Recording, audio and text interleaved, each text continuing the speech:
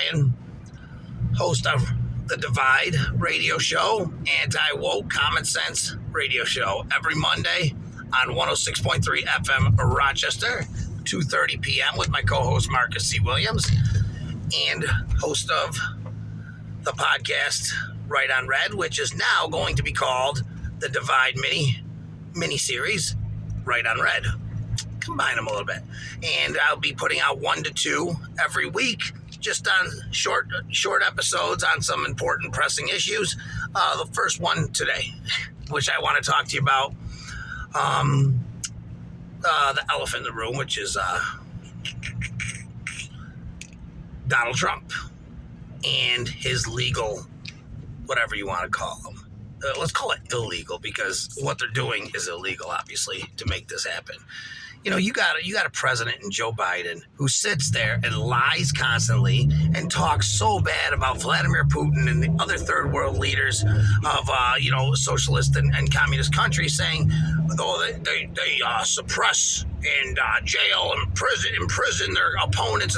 But he's doing the same thing. There's been documented meetings with Fani, whatever you want to call her, Willis, and Alvin Bragg, and others. They are bringing all these charges the year of the election. I mean, the trials are starting right at the election, basically, right before it. These things could have been brought when he first got out of office. I mean, if you think about it, they should have. If they were going to bring it, they shouldn't have been brought at all. But it should have been brought immediately, especially seeing that the statute of limitations is now up on the case he's currently going to court for. I mean, how do you bring legal felony charges against a man for something that isn't even a crime, but at most would be a misdemeanor? But of course we have the mystery crime still there.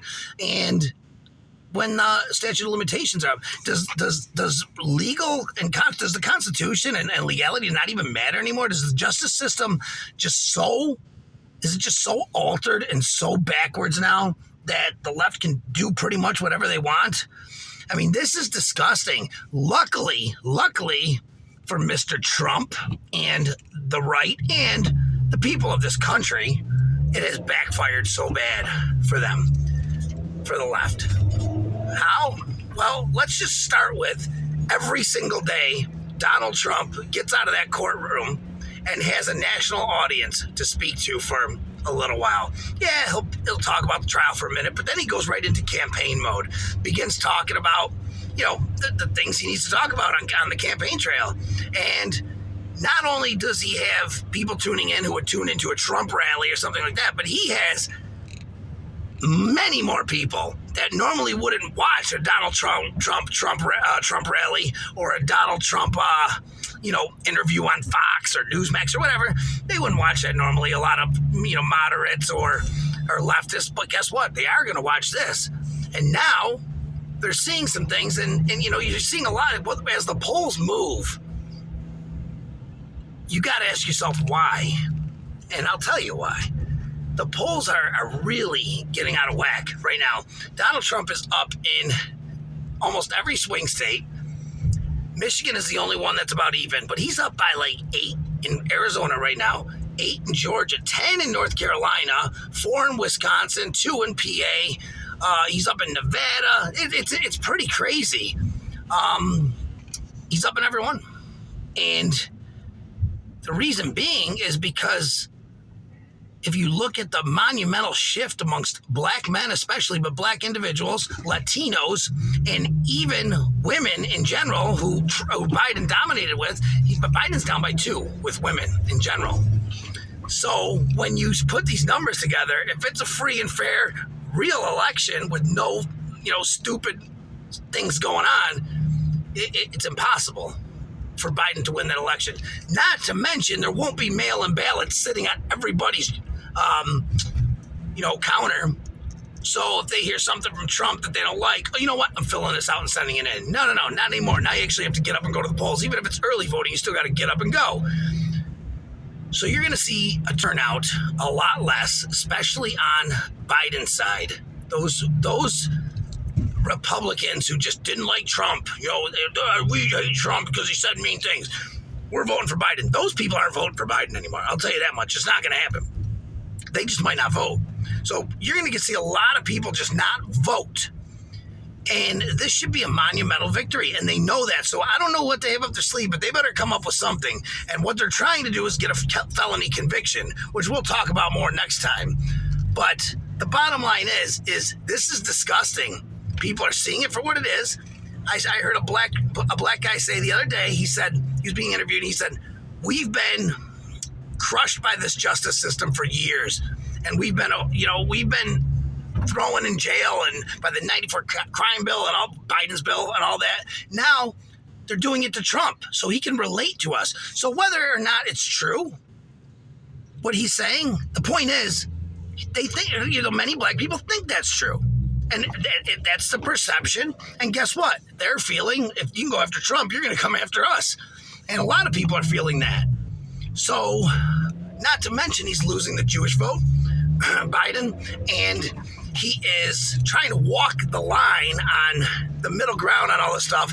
And, I was taught at a young age, if you don't stand for anything, you'll fall for everything. It's like he's literally trying to make everybody happy. If you try to make every one of your friends happy, Brian, you're all going to hate you. They're all going to be pissed off at you. And it's true.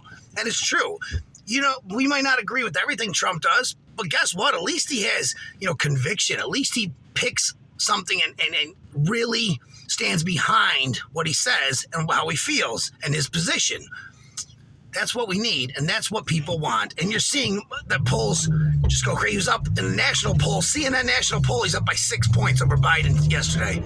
So what does that tell you? Take a quick break. Be right back. Change my outfit. Be right back. Actually, it's just a different clip, but thanks, guys.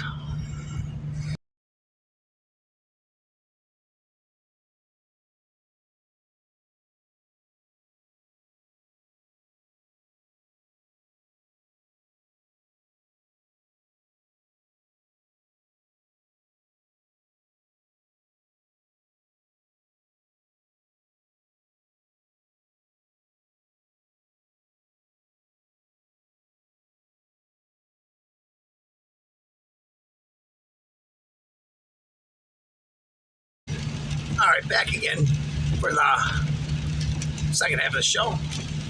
Try to keep it nice and short today. Just wanted to touch on this one subject. As I was saying, what the left has done is too many times, every 2 or 4 years, it's the right's racist. The right's can take away your Social Security. The right's this. The biggest problem in this country is white supremacists. The biggest problem is white nationalists. No, it's not, and everybody knows that now. People are seeing it. There's not. If you look at the majority of mass shootings over the last 2 years, they're not done by white supremacists. They're going to point to Buffalo, and that was a horrible. Yeah, he was a racist kid who was a piece of ass and killed people because of their skin color. And it's disgusting. No differently than the man in Wisconsin who decided I'm going to run down a bunch of elderly white people and white children because I hate white people, and took his car and killed them. Both those people, as much as they hate each other because their skin colors are different, they're exactly alike. They should be put in the same jail cell, as far as I'm concerned. Let them see how much alike they are, because they're both horrible, evil people. But there has been a ridiculous amount who have been either non-binary, whatever that means, and trans, and it goes unreported. And the left just keeps coming back to the podium and saying, white supremacy. And people are saying, these people live in unsafe communities as they've gotten more violent throughout the country. Right here in Rochester, look at that. How many people in the city of Rochester who are law-abiding citizens who are taking their children to school in the morning or picking them up at night are worried about a white supremacist carjacking them and taking their car and tying them up and killing them? They're not. They're worried about the violence, the illegal gun violence, the gang violence, and the ridiculous laws that have brought and increased all that in New York State and nationally. So all this stuff, all these lies. It's hard to get away with them now with as much social media out there. And even though you have the media on your side, you still have outlets that do report the truth, and there's nothing you can do about it. And people see it. And once people see that, and they see something that just didn't make sense, and they question it, they begin to question everything. Wait, if that didn't make sense, there was a fellow who started #walkaway. He's a gay man. He was a Democrat for years, and he noticed that at Trump rallies in 2016, they were cropping out black people. MSNBC was cropping out black people at the Trump rallies.